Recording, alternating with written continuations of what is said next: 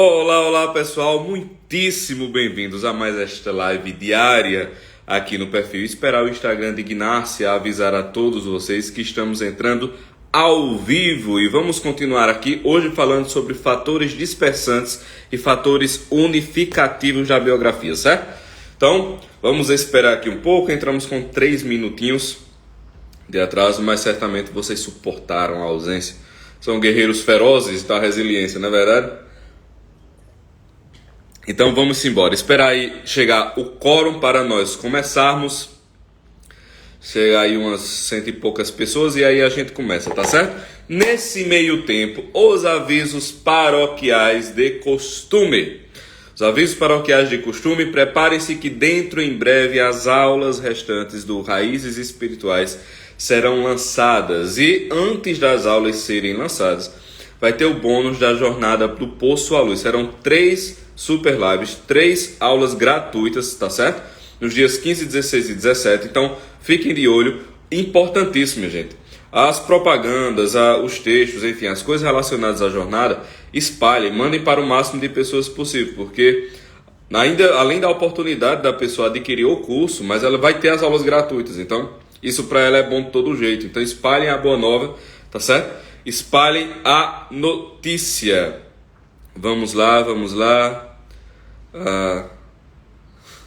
Pessoal, é o Laura e Miguel dando bom dia. Bom dia para Laura e Miguel. Pois então, vamos embora, tá certo? Vamos começar. Olha só, minha gente. Falamos nos últimos 3 dias sobre sobre coisas relacionadas à segurança. Não foi isso? Não foi isso que a gente falou? Então nós falamos ontem sobre o Homem na Arena, aquele texto maravilhoso, que inclusive eu devo ter em algum lugar aí do perfil, né? A única coisa que vale é o Homem na Arena. Nós falamos sobre isso. Nós falamos sobre a questão da luta, nós falamos como a força sempre é uma possibilidade. Nas aulas anteriores, nós falamos como a solidão é uma impossibilidade metafísica.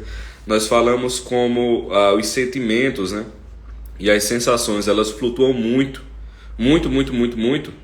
Eles flutuam muito e você não pode ancorar toda a sua existência naquilo que você está sentindo ou nas sensações que você está tendo. Então a gente falou sobre isso também. Acho que os últimos 3 dias foi tratando desse círculo de assuntos, não é isso? Pois bem, hoje a gente vai falar sobre fatores unificantes e fatores dispersivos. Pedro, que danado é isso? Veja, isso eu aprendi com o professor Olavo. Ele diz o seguinte, que na nossa vida, vocês assistiram, aliás, antes de entrar nesses assuntos, vocês assistiram uma live minha sobre plano de vida. Quem não assistiu essa live sobre plano de vida, vá lá, assista essa live, ainda hoje ou enfim, de hoje para amanhã, porque o que nós vamos falar aqui vai ser melhor compreendido considerando aquela aula pocket lá sobre plano de vida, né? Que eu falei, é uma coisa que também eu escutei de Olavo, que bem resumidamente, só para entrar no assunto, que os brasileiros, em regra, não têm um plano de vida. O que é uma coisa muito esquisita, né? Mas culturalmente nós somos assim, nós não temos um plano de vida. Então não ter um plano de vida é tão esquisito quanto a pessoa ter a vida completamente planejada, no sentido de ter assim todo completamente metódico e achar que vai conseguir cumprir aquilo sem nenhum imprevisto, é a pessoa acreditar que ela própria é a fonte da providência, né? E que tudo vai se organizar conforme o seu plano providencial, o plano providencial que ela traçou para si mesma. Então, são 2 extremos que não devem ser tocados de maneira alguma. Mas, considerando esse, né? Que o brasileiro, via de regra, não tem um plano de vida, e não tem mesmo. Nós não temos plano de vida a longo prazo. Nós temos desejos a longo prazo, às vezes, mas não temos plano a longo prazo. Isso é um problema cultural brasileiro. A questão que se coloca é o seguinte: quando você não tem um plano de vida, fica difícil você saber em qual medida você está se guiando adequadamente para a vida, certo? Em qual medida você está se guiando adequadamente? Porque suponhamos, se o meu plano de vida é, sei lá, ser esposa e ser mãe, como eu vejo muito aqui na bolha, né? As mulheres falando, conversando, tal.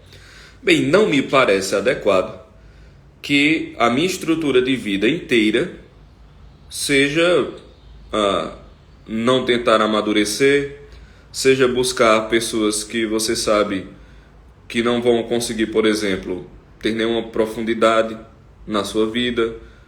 Não faz o menor sentido, quer dizer, aquele ato, considerando o seu plano de vida, é vazio, né? E aí Olavo coloca a figura do fator unificante e do fator dispersivo. O que é isso? É o seguinte, a vida inteira, e eu acho que vocês já perceberam essa característica, né, da realidade. A vida, meu querido, a vida, coração do meu coração, não foi feita para você. As coisas não foram moldadas para atender os seus desejos, para atender os seus fetiches, para atender as suas aspirações mais profundas, né? Existe um mundo só para todas as pessoas. Existe uma estrutura da realidade só para todas as pessoas. E ela não vai se moldar para você.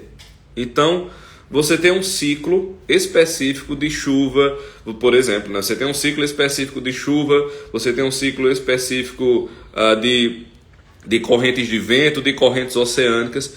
Mas eu, Pedro, veja você, eu decidi ir para a praia esse final de semana. Aí eu arrumei tudo, vou para a praia esse final de semana. Quando eu chego na praia, está chovendo. Que injustiça, que coisa terrível. Como é que isso acontece comigo? Eu me arrumo todo e vou para a praia e está tudo chovendo. O maior trabalho. Consegui uma vaga lá, alguém trocou meu plantão, alguém pegou meu negócio, eu estou segurando dinheiro para ir para essa viagem e está chovendo. Queridão, existe um ciclo de chuva, um ciclo de ventos, um ciclo de correntes oceânicas, um ciclo de temperaturas que inicia-se a milhares de quilômetros de distância e que, pelo amor de Deus, não tem nada a ver com você propriamente, tá entendendo? Isso não vai amoldar-se aos seus desejos e aspirações. Então não existe injustiça alguma em o cara chegar na praia e tá chovendo, pô. Chegou na praia e tá chovendo, cara, olha só, tá chovendo, mas rapaz, vamos ficar por aqui mesmo ou vai na chuva? Tá entendendo? Essa é a atitude. Essa é a atitude. Então o que acontece? Quando nós somos colocados diante de uma contrariedade, porque o mundo não é moldado para atender às nossas satisfações, para nos dar satisfação, perdão, para atender aos nossos desejos, nós acreditamos que veja só, olha só a loucura. Nós acreditamos que essa contrariedade é um fator dispersivo.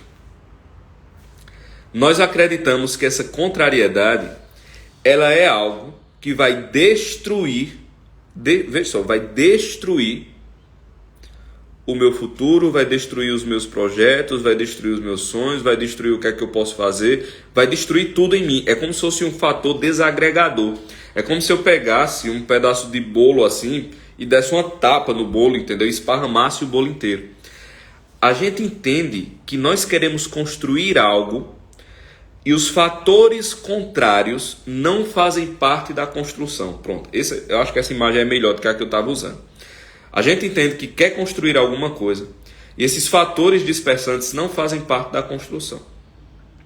Então a gente quer construir lá com o nosso tijolinho bem planejadinho, do que a gente acha que deve ser, do que a gente acha que precisa. A gente pega o tijolinho, faz o plano, faz o desenho de como vai botar o cimento, de como vai botar o tijolo. E a gente vai pegando tijolos, tem aqui uma pilha de tijolos, tá certo? Nós acreditamos que faz parte dessa pilha de tijolos apenas aquelas coisas que estão dentro do nosso projetinho para a parede. Os fatores que nós consideramos desagregadores, os fatores que nós consideramos dispersivos, a gente acredita que não faz parte da pilha de tijolos. Olha, isso é a maior loucura do mundo. Do mundo. Certo? Sabe por quê, minha gente? Porque os tijolinhos que estão lá na pilha, eles são formados tanto das coisas que vão ao encontro dos nossos desejos, quanto das coisas que vão de encontro aos nossos desejos. Tanto aquelas coisas que nós gostaríamos que existissem, quanto aquelas coisas que nós não gostaríamos de existissem. Perceba que a substância da realidade mesmo os fatores dispersantes, eles são a matéria-prima da construção da personalidade. Não é que aquele fator, não é que aquela chuva, né, no domingo, ao meio-dia, que você tinha planejado um almoço maravilhoso na beira da praia, não é que aquela chuva não faça parte dos elementos que você vai utilizar para construir a sua biografia. Não é que aquela chuva ela seja contrária à sua existência, aquela chuva seja completamente dispersiva, aquela chuva seja um fator de destruição completa da sua biografia. Não é isso, aquela chuva é ela mesma o elemento através do qual você vai construir o bem. Veja, o bem da nossa vida é construído com os elementos contrários, assim como os elementos a favor. Então, a realidade à sua volta, a sua circunstância, ela é a matéria-prima. E a sua circunstância vai desde a topada até a morte de alguém. Percebe? A morte de alguém faz parte da pilha de tijolos. Pô, isso é pau, né? Mas é verdade. É verdade. Aquela doença degenerativa, por exemplo. O cara tem uma doença degenerativa na espinha, na coluna. Era um indivíduo atlético. Isso pode acontecer comigo, pode acontecer com você. É um indivíduo atlético. É um indivíduo que gostava de ter a sua independência, que corria, que treinava. De repente é diagnosticado com uma doença degenerativa na coluna. Vai perdendo capacidades, vai perdendo movimento, torna-se cadeirante, mas ainda assim ativo, consegue fazer suas coisas, mas daqui a pouco já não consegue nem fazer, né? Mesmo cadeirante, não tem a independência própria do cadeirante e vai se deteriorando. Veja, essa coisa que é dura, que não é fácil, que é dura, esse fator que se crê dispersante, na verdade, ele é um fator que pode ser colocado como um fator de unificação da biografia. Vocês entendem que essa circunstância que eu estou descrevendo aqui, ela não é, botem essa imagem na cabeça, ela não é um tijolo fora da pilha. Ela é o tijolo dentro da pilha, ela é o elemento de tijolo que vai ser usado para construir a parede. Está entendendo? Nada do que nos acontece, inclusive a morte de alguém, é um tijolo fora da pilha. Ela é um tijolo dentro da pilha. Dentro da pilha. Entende? Faz parte. A gente tem que colocar isso na cabeça, porque é uma luta, entendeu? Não é fácil colocar isso na cabeça, porque é quase contraintuitivo. Como é que você olha a sua dor mais profunda e aquilo é um elemento de construção da personalidade? Aquela dor mais profunda e é um elemento benéfico.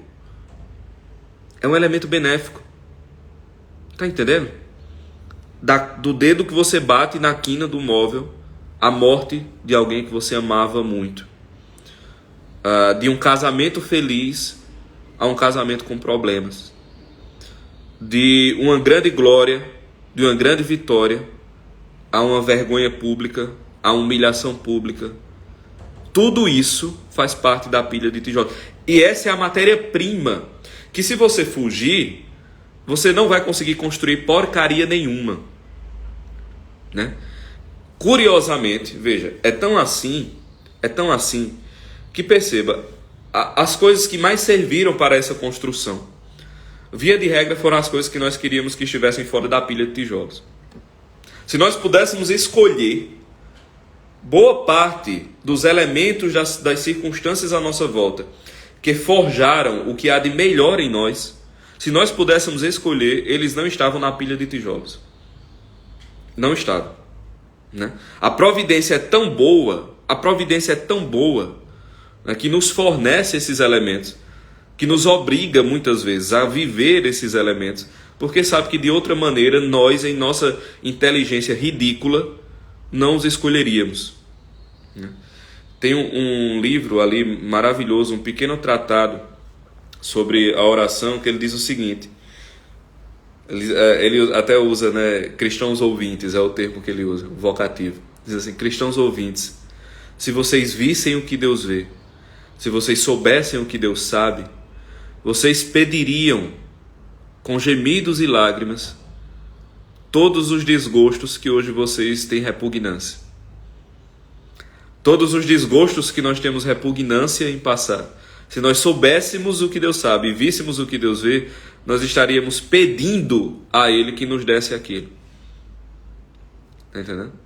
Então, Deus sabe que na nossa inteligência medíocre, corrompida, nós não vamos ter acesso a essa percepção, né? Mas os elementos lá são colocados. Aliás, veja só, minha gente. O dia de hoje, ele fala muito dessa circunstância aqui. O dia de hoje, a festa de Corpus Christi, ela começa com uma coisa mais mística, né, de uma santa e tal, é colocada numa diocese pequena, mas a festa de Corpus Christi, colocada universalmente para toda a igreja, começa de uma dúvida de fé. Um padre, ele tem uma crise de fé, não crê na presença real do Nosso Senhor na Eucaristia, e mesmo assim vai celebrar a missa, mas ele vai celebrar a missa com dúvida do que ele está fazendo é real. E durante a celebração da missa ocorre um milagre eucarístico de Bolsena, que a hóstia começa a sangrar, sangue humano, naturalmente, né? E esse fato é conhecido e é instituída a festa de Cristo para toda a humanidade. Percebam, eu sou esse padre, estou lá no mundo cristão. Tem coisa mais contrária à personalidade e biografia de um padre do que uma crise de fé na Eucaristia. O cara parar de acreditar no que ele está fazendo na missa. Tem coisa mais contrária do que isso. Imagine que ele contasse essa crise de fé para uma pessoa tola. Ela iria recriminá-lo, ela iria dizer que aquilo vai destruí-lo, ela iria dizer que aquilo é um castigo, ela iria dizer essas coisas todas, mas foi desse elemento contrário, que surgiu a festa universal de Corpus Christi. Você percebe que hoje, 2021, nós estamos vivendo das consequências de um fator que para o indivíduo que viveu era um fator dispersante. Porque uma crise de fé num padre é um fator dispersante.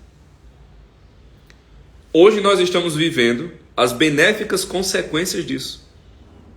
Imagine se aquele padre pudesse escolher, ele escolheria ter aquela crise de fé? Vocês entendem? Ele escolheria ter aquela crise de fé? Muito provavelmente não. O bom Deus permitiu que ele tivesse aquela crise de fé, colocou isso como um elemento constitutivo da personalidade daquele sacerdote, para que dali fosse extraído um bem maior, não só para a vida do sacerdote, mas um bem maior de tipo universal. Um bem maior de tipo universal. Entende? E aí, nesse momento em que as coisas se revelam, ele percebe, caramba, pode até dizer, ainda bem que eu tive essa crise de fé, né? Não que a crise de fé em si seja bom, mas que ela não é a encarnação do mal, e dela pode se extrair um bem muito grande, porque ela aparece como um elemento dispersivo, mas na verdade ela pode ser um fator unificante. Tá entendendo? Não existe, gente, nenhum elemento que seja completamente dispersivo. Esse é o ponto que eu quero deixar aqui. Não há nenhum elemento que seja completamente dispersivo na vida. Nenhum, mas nenhum mesmo. Aquela pilha de tijolos lá, todos aqueles tijolos servem para construir. Todos. E os mais importantes para a construção serão aqueles que nós, de livre vontade, jamais escolheríamos que estivessem ali na pilha. Jamais escolheríamos. Então, quando você está fazendo tudo, entre aspas, né, certinho, que ninguém está nunca, né? Mas quando o cara está tentando viver alguma coisa mais ou menos, tá lá, tenta, cai, enfim, tá tentando, né? No final das contas está tentando. Quando você está tentando e começa a aparecer certos elementos, a pessoa fica, meu Deus, tá vendo? Só porque eu comecei a pensar um negocinho assim mais certo, tentar fazer uma coisa mais certa, aí tá dando tudo errado. Não tá dando tudo errado. É porque assim, no momento em que você começa a tentar viver uma vida com mais consciência, as circunstâncias à sua volta, né, vão ser providenciadas para que os tijolos tornem-se adequados à construção que você precisa. Para que os tijolos tornem-se adequados à construção que você precisa. Eu vejo muita gente falando assim, por exemplo, nessa época de Covid, eu não vou nem entrar nos méritos da história, certo? Mas enfim, né, todas as mortes atribuídas aí. Aí você olha e diz, meu Deus, como é que isso está acontecendo? Que coisa terrível, né? Fulano padeceu tão jovem. Muito. Só um parênteses aqui, eu acho muito incrível, porque há 2 anos atrás, se eu não me engano, 2 ou 3 anos atrás, o Brasil teve uma taxa de homicídios de quase 70 mil homicídios por ano. Isso são números de guerra civil, entendeu? Acho que passaram os últimos, passamos uns 5 ou 6 anos com essa taxa de homicídio, taxa de guerra, literalmente. Quer dizer, no Brasil, durante o período da guerra civil na Síria e no Iraque, morreu menos gente do que morreu no Brasil no mesmo período de assassinato. E o pessoal agora está espantadíssimo com o fato de pessoas jovens morrerem, né? É um negócio que eu fico assim, vocês não têm memória. Vocês estão sabendo que há 2 anos está acontecendo assim, todo ano, né? Mas enfim. E aí, a pessoa diz assim, mas rapaz, fulano tão jovem, né, morreu dessa doença e tal. E aí você diz, é Síria aqui morrendo. E aí você diz, rapaz, que injustiça, que coisa terrível, como é que fulano tão jovem? A pergunta básica é o seguinte, você tem como saber, me diga, de verdade, você tem como saber se aquela morte não foi o elemento unificador final e o mais importante, a biografia do fulano? Você tem como saber se aquela morte prematura não foi o necessário, não só para que o fulano em si salvasse a sua alma, mas para que todas as pessoas à sua volta também entrassem num caminho de salvação da sua alma por conta da morte de fulano? Veja, isso não justifica o que de mal é feito, entende? Então, assim, do fato, como eu disse, daquele tijolo ser um tijolo de dor, ele não transforma a dor num prazer. Então, do fato de bater o dedo na quina ser um elemento que vai me dar paciência, que vai me dar resignação, não quer dizer que bater o dedo na quina é prazeroso, nem quer dizer que bater o dedo na quina não causa dor, tá entendendo? Então, uma coisa é a existência da dor em si mesma, e outra coisa são as consequências que dela podem ser desencadeadas. Então são 2 coisas distintas. Quer dizer, se alguém morreu por erro médico, como boa parte das pessoas, né, que estão sendo submetidas a tratamentos mais invasivos, de entubamento, intubação, essa coisa toda, boa parte estão padecendo disso, né, de iatrogenia, de erros médicos na hora de intubar. E aí termina entrando na conta, isso eu já vi acontecer inclusive. Mas enfim, então o erro daquele médico não foi uma coisa legal, foi uma injustiça, o erro em si. Se for descoberto, deve ser punido. Beleza? Beleza. Mas, como diz Machado de Assis, a suprema arte da vida é transformar o maior mal no maior bem.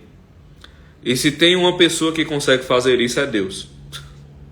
Transformar o maior mal no maior bem. Aliás, vamos pegar o exemplo mesmo da cruz. Existe algo mais maléfico, algo mais injusto, algo mais destruidor do que a crucificação do Nosso Senhor? Não. Assim, nenhum mal alcançou o mal da morte de Deus, né? Mataram Deus. Deus encarnado foi morto. Foi morto. Não existe mal maior do que isso. Qualquer pessoa que passasse ali no Calvário, naquela sexta-feira, estivesse ali por Jerusalém, passasse no Calvário, olhasse aquele prisioneiro crucificado, diria assim, meu Deus do céu, a vida dessa pessoa está completamente destruída, o cara está rasgado, de cima a baixo, pedaços de pele caindo, sangrando, tremendo-se, com cravos nos seus nervos, a coroa de espinhos, os lábios pendentes, cortados. Não tinha sequer aspecto humano. Não tinha sequer aspecto humano. O corpo era uma massa de pele rasgada e de músculo exposto. Veja, você olhava para aquele prisioneiro e aquilo seria o maior dos fatores dispersantes, né? Pois bem, hoje nós estamos celebrando o corpo daquele prisioneiro. Entende? Festa de Corpus Christi. Então, a cruz foi um mal. Foi. A morte de Deus foi uma covardia satânica. Foi. Mas o bem tirado dali foi muito superior. Então não vamos confundir as coisas, né? Não é porque você é capaz de tirar um bem de um mal que o mal não é mal. Não, o mal continua mal. Você conseguiu tirar um bem de um mal. Então a dor, né, aquele indivíduo que foi morto lá por um erro médico, que não tomou os remédios adequados, né? O vírus que foi provavelmente vazado de um laboratório por manipulação humana, tudo isso foi um mal. Mas a pergunta não é essa. A pergunta é: como você tem acesso perfeito à informação de que aquilo foi um mal total à biografia do sujeito e de todos que estavam à sua volta? Você entende? Não tem como saber. Você não tem como saber. Porque, segundo esse raciocínio, você passaria na frente da cruz naquela sexta-feira, visitando Jerusalém, e acharia que aquele prisioneiro, meu Deus do céu. Ou você escutaria, né, uma conversa desse padre em crise de fé e diria: meu pai do céu, ó, que coisa ridícula esse padre aí. Você entende? Então, assim, a gente simplesmente não tem acesso a essa informação. Isso vale para o Cristo crucificado. Isso vale para o padre do milagre eucarístico de Bolsena. Isso vale para o arroz que saiu salgado. Isso vale para o dedo na quina da mesa. Isso vale para o Uber que cancelou a viagem. Isso vale para a prova que eu não passei. Isso vale para tudo. Quer dizer, todas essas coisas, todas essas circunstâncias, elas são parte da pilha de tijolos. Esse é o ponto. Fazem parte da pilha de tijolos. Certo?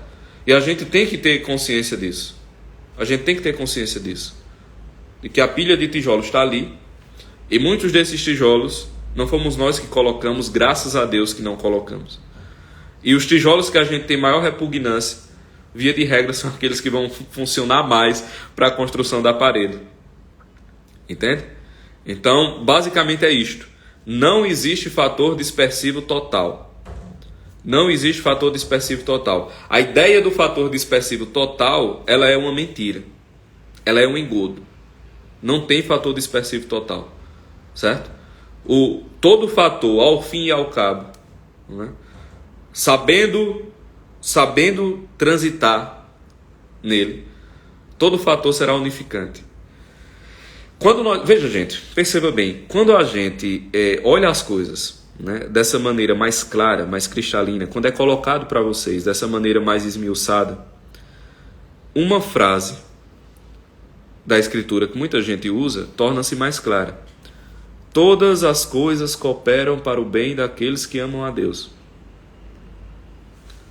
Analise essa frase, perceba essa frase à luz de tudo que nós falamos aqui. Todas as coisas cooperam para o bem daqueles que amam a Deus. O que São Paulo Apóstolo está falando? Ele está falando de algo que nós podemos chamar de fatores dispersivos e fatores unificantes.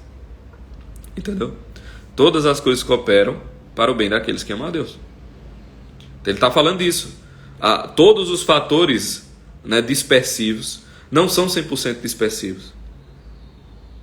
Ao final, eles serão harmonizados, desde que a intenção reta se traduza no que o apóstolo coloca como o amor a Deus. Né? Todas as coisas cooperam para o bem daqueles que amam a Deus. Então, a esperança, né? essa esperança, essa existência com uma compreensão do plano providencial faz com que todos os fatores cooperem. Entende? Todos os fatores cooperam. Então, basicamente é isto. Pessoal, muitíssimo obrigado. Vocês já sabem, né? Dê aquele print lindo aqui, certo? Vou até fazer uma risadinha. Enfim, parecia quem é que faz isso? É Neymar, né? Anyway, assim Neymar. Mas enfim, é isso. Vocês já sabem o que fazer. Deem o print, comentem lá. Mandem essa live para quantos vocês queiram mandar. Espalhem a boa nova, tá certo? E lembrando, dias 15, 16 e 17, jornada do Poço à Luz, aulas gratuitas em preparação ao lançamento do Raízes Espirituais. Mandem as pessoas para lá e, vocês já sabem, preparem os vossos cartões, beleza? Então é isto, cheiro grande, fiquem na paz, até amanhã às 7h50. Valeu!